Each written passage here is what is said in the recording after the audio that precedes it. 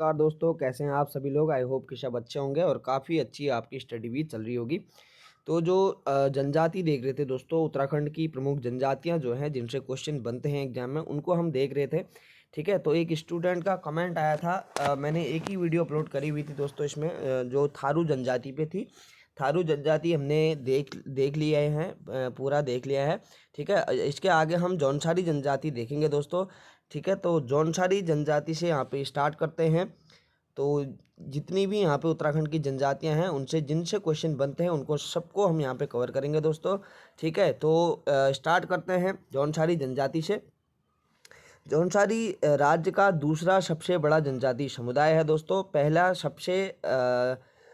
राज्य का सबसे बड़ा जनजाति समुदाय है थारू का। ठीक है, थारू के बाद आती है जौनसारी जनजाति, जबकि गढ़वाल का सबसे बड़ा जनजाति समुदाय भी है जौनसारी जनजाति। ठीक है, उत्तराखंड का दूसरा सबसे बड़ा समुदाय जौनसारी है और गढ़वाल का भी सबसे बड़ा, गढ़वाल का सबसे बड़ा जनजाति समुदाय है जौनसारी जनजाति।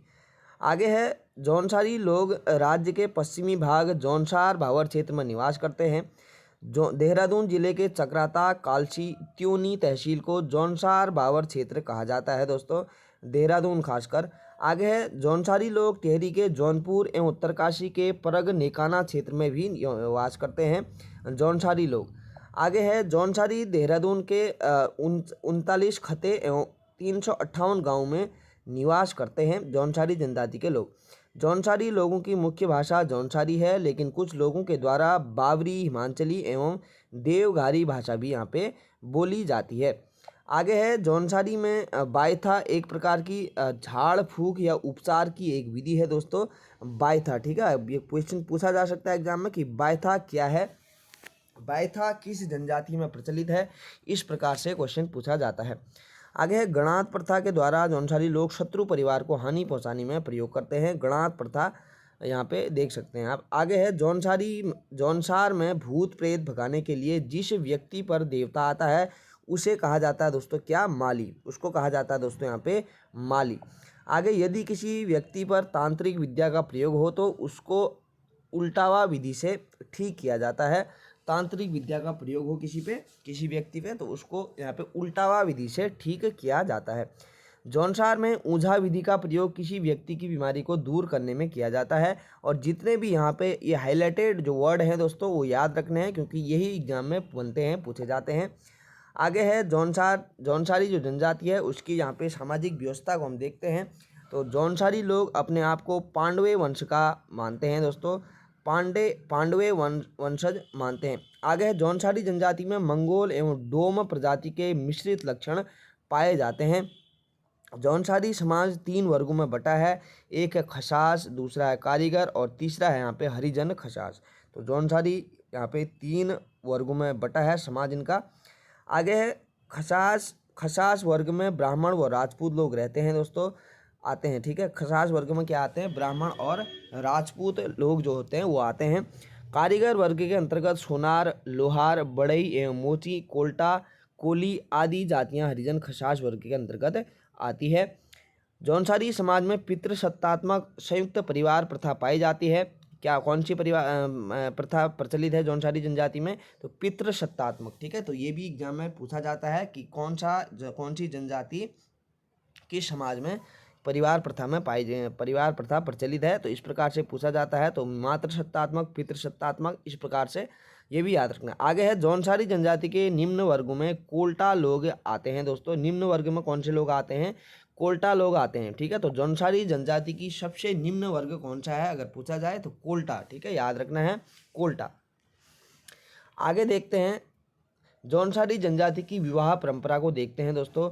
ठीक है, किस प्रकार से यहाँ पे प्रथा है। तो जौनसारियों में पहले बहुपति विवाह का प्रचलन था, लेकिन अब जौनसार में बाजदिया, बेवाकी और बोई दूध की विवाह प्रथा यहाँ पे क्या है, प्रचलित है। बाजदिया जौनसारियों का सबसे शान शौकत वाला विवाह होता है दोस्तों, बाजदिया। ठीक है, बाजदिया। आगे, बाजदिया विवाह प्रथा में लड़की पक्ष से वर पक्ष के घर गाजे बाजे के साथ बारात जाती है। लड़की पक्ष से वर पक्ष के घर जाती है, और ये भी यहाँ पे इंपॉर्टेंट फैक्ट हो जाता है। आगे है, बेवाकी जौनसारियों का साधारण पद्धति वाला विवाह होता है। कौन सा, बेवाकी। जौनसारी लोग विवाह के अवसर पर गाय को दहेज के रूप में यहाँ पे देते हैं। जौनसार में अविवाहित लड़की को ध्यंती एवं विवाहित लड़की को रेंती कहा जाता है। और ये कई बार एग्जाम में पूछा जाता है कि ध्यंती और रेंती शब्द की डेफिनेशन एग्जाम में पूछी जाती है, तो याद रखना है। और जौनसारी जनजाति से यह संबंधित है। आगे देखते हैं जौनसारी जनजाति की वेशभूषा को। तो जौनसारी जनजाति की महिलाएं दोस्तों घाघरा पहनती हैं और ऊन से बने पैजामे को झंगोली यहाँ पे कहा जाता है। ठीक है, ऊन एवं अन्य चीज़ों से बने रंग बिरंगी जूतों को पहनते हैं जिसे आल कहा जाता है। आगे जौनसारी लोग ऊन से बनी टोपी को डिगुबा कहते हैं। क्या कहते हैं? डिगुबा। और ढाट एक बड़ा रुमाल होता है जिसे महिलाओं द्वारा पहना जाता है। इस प्रकार से ज़्यादा क्वेश्चन नहीं बनते हैं, लेकिन हाँ जो विवाह इनकी प्रथा है उनसे जरूर से क्वेश्चन पूछे जाते हैं। आगे है जौनसारी जनजाति के देवता एवं प्रमुख त्यौहार। तो ये भी यहाँ पे मैं वेरी इंपॉर्टेंट यहाँ पे हो जाता है दोस्तों, और यहीं से ज़्यादा क्वेश्चन बनते हैं एग्जाम में। ठीक है, देवता प्रमुख देवता पूछे जाते हैं और प्रमुख त्यौहार भी इनके पूछे जाते हैं।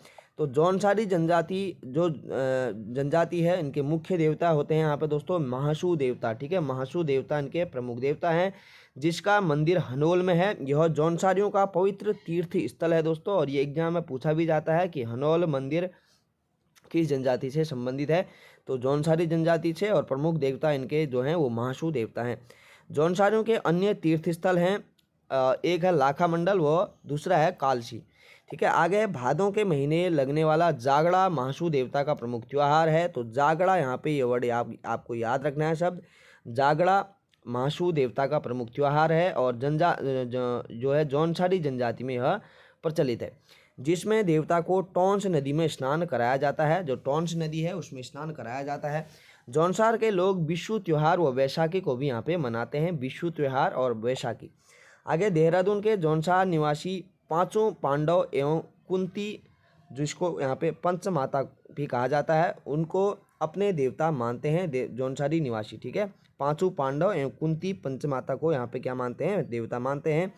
दीपावली के अवसर पर जौनसारी लोग भैला नृत्य करते हैं। और भैला नृत्य किस जनजाति से संबंधित है, अगर ऐसा क्वेश्चन पूछा जाता है तो जौनसारी जनजाति से संबंधित है भैला नृत्य। और किस अवसर पर किया जाता है? दीपावली के अवसर पर किया जाने वाला नृत्य है। आगे है विजयदशमी को जौनसार में पाइता कहा जाता है। विजयदशमी को क्या कहा जाता है? पाइता। पंचाई या दशहरा को जौनसार में पांडवों का त्यौहार कहते हैं, पंचाई या दशहरा को। जौनसारी लोग दशहरे को पांचों के रूप में मनाते हैं दोस्तों, पांचों। ठीक है, क्या कहते हैं? दशहरे को पांचों कहा जाता है। जौनसारी लोग जो है दोस्तों जन्माष्टमी को अठोई के रूप में मनाते हैं। और ऐसा क्वेश्चन पूछा जाए कि कौन सी वह जनजाति है जो जन्माष्टमी को अठोई के रूप में मनाती है, तो जौनसारी जनजाति याद रखना है। जौनसार में सावन महीने में मनाया जाने वाला नुनाई त्यौहार भेड़ पालकों का प्रमुख त्यौहार है। और ये भी कई बार एग्जाम में पूछा जाता है दोस्तों कि नुनाई त्यौहार किस जनजाति में प्रचलित है? जौनसारी जनजाति में यह प्रचलित है और भेड़ पालकों का क्या है? प्रमुख त्यौहार है।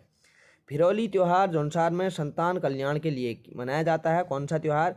भिरौली त्यौहार। ठीक है, जौनसारी लोगों का मरोज उत्सव का मुख्य पकवान क्या है? गीमा होता है दोस्तों, इनका मुख्य पकवान है गीमा। आगे है माघ त्योहार को पूरे माघ महीने तक यह मनाते हैं, माघ त्योहार को। आगे है जौनसार के प्रमुख मेलों को देखते हैं दोस्तों। जौनसार जनजाति के जो प्रमुख मेले हैं उनको देखेंगे तो वीर केसरी मेला जो 3 मई को यहाँ पे आयोजित किया जाता है वो चौलीथातल में लगता है दोस्तों। ठीक है, वीर केसरी मेला कौन सी जनजाति मनाती है? तो जौनसारी जनजाति। दूसरा है यहाँ पे मौन मेला। तो जौनसार में 2 तरह के मौन मेले लगते हैं दोस्तों जौनसार में, और जौनसार के मछमौन व जतरियाड़ो। ठीक है, जतरियाड़ो मौन मेले यहाँ पे क्या है? प्रसिद्ध हैं जौनसार के। मौन मेला और क्या है? ऊपर क्या देखा था हमने? वीर केसरी मेला। ठीक है, तो याद रखना है। आगे देखेंगे यहाँ पे मछमौन में किसी छोटी गाड़ में टिमरू के सूखे पाउडर को डालकर मछलियाँ पकड़ी जाती हैं, एवं जतरियाड़ो मौन में कई खसों व पट्टियों के लोग गाजे बाजे एवं अपने हथियारों के साथ एकत्रित होकर शक्ति प्रदर्शन यहाँ पे इनके द्वारा किया जाता है।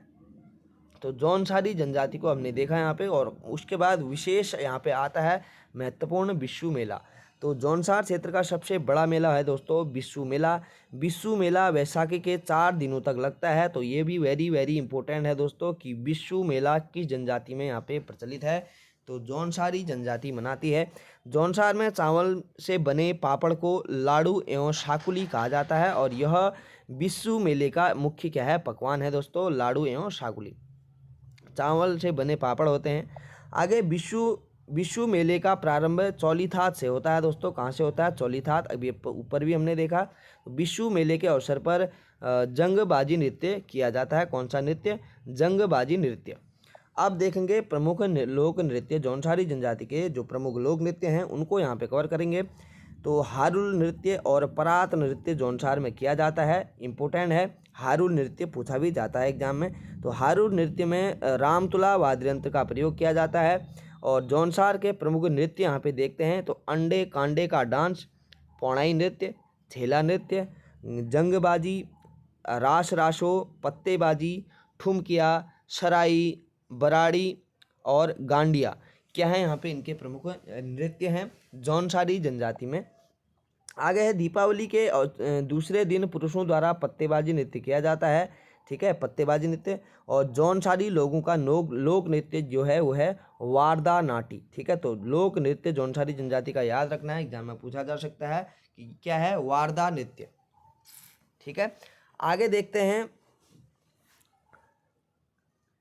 जौनसार के प्रमुख लोकगीत हैं दोस्तों यहाँ पे हारुल, मांगल, केदार छाया, विरासु, रणारात, शिलोंगू, छोड़े एवं गोड़वाला। ठीक है, क्या है यहाँ पे इनके प्रमुख लोकगीत हैं। तो लोक नृत्य भी हमने ऊपर देख लिए हैं और लोक गीत भी देख चुके हैं। अब देखते हैं दोस्तों यहाँ पे जौनसार में राजनीतिक व्यवस्था। तो जौनसारी जनजाति में खुमरी नामक समिति पाई जाती है और ये एग्जाम में पूछा भी जाता है दोस्तों कि खुमरी नामक समिति की जनजाति में पाई जाती है या फिर प्रचलित है। तो जौनसारी जनजाति आपका आंसर होना चाहिए। गांव के प्रत्येक परिवार का एक सदस्य खुमरी का सदस्य होता है और खुमरी के मुखिया को ग्राम सियाणा कहा जाता है। खुमरी से ऊपर खत खुमरी होती है दोस्तों, जिसके मुखिया को खत सियाणा कहते हैं। खत खुमरी दो या दो से अधिक गाँव के बीच दीवानी एवं माल गुजारी मामलों के समाधान के लिए बनाई गई समिति होती है। आगे है जौनसार के प्रमुख व्यक्तियों को देखेंगे। तो जौनसार में राजनीतिक जागरूकता का जनक यहाँ पे गुलाब सिंह को माना जाता है। ठीक है, भाव सिंह चौहान यहाँ पे फादर ऑफ जौनसार बावर सम्मान से सम्मानित प्रथम व्यक्ति हैं और ऐसा क्वेश्चन पूछा भी जा सकता है, इसलिए इन्हें फादर ऑफ जौनसार बावर भी कहा जाता है। तो फादर ऑफ जौनसार बावर किसको कहा जाता है दोस्तों, भाव सिंह चौहान को यहाँ पे कहा जाता है, याद रखना है। जौनसार के आधुनिक कवि रतन सिंह जौनसारी हैं। आधुनिक कवि अगर पूछा जाए तो कवि कौन है, रतन सिंह। आगे है देविका चौहान व कृपाराम जोशी को जौनसार के समाजसेवी के रूप में जाना जाता है। देविका चौहान और कृपाराम जोशी। जौनसार के संगीत जनक यहाँ पे नंदलाल भारती हैं। इन्हें 2017 में कोलकाता रत्न सम्मान दिया गया था। जौनसार क्षेत्र के प्रथम कवि हैं दोस्तों पंडित शिवराम। कौन है, पंडित शिवराम यहाँ पे प्रथम कवि हैं। और आगे है मनोज सागर एक जौनसारी गायक हैं दोस्तों। जौनसार के जुबिन नौटियाल ने हिंदी गायकी में राष्ट्रीय स्तर पर ख्याति प्राप्त की है। आप सभी को पता होगा जुबिन नौटियाल के बारे में, वो भी जौनसार के रहने वाले हैं। जौनसार की पहली महिला ग्रेजुएट देविका चौहान बनी है दोस्तों। पहली महिला ग्रेजुएट कौन थी, देविका चौहान थी। आगे देखते हैं वीर केसरी चंद के बारे में। तो वीर केसरी चंद के बारे में कुछ फैक्ट इंपोर्टेंट दिए गए हैं। वीर केसरी चंद जी का जन्म चक्राता के क्यावा गांव में 1920 ईस्वी में हुआ। वीर केसरी चंद जी आज़ाद हिंद फौज में क्या थे, सिपाही थे। 3 मई 1945 ईस्वी को वीर केसरी चंद जी को फांसी की सजा दी गई थी। इनके बलिदान दिवस पर यहाँ पे चौलीथात में मेला लगता है और इन्हीं के नाम पे लगता है वीर केसरी चंद मेला। ठीक है, वीर केसरी चंद जी ने इम्फाल युद्ध में भाग लिया था। जब इम्फाल युद्ध हुआ था दोस्तों उसमें भाग भी लिया था।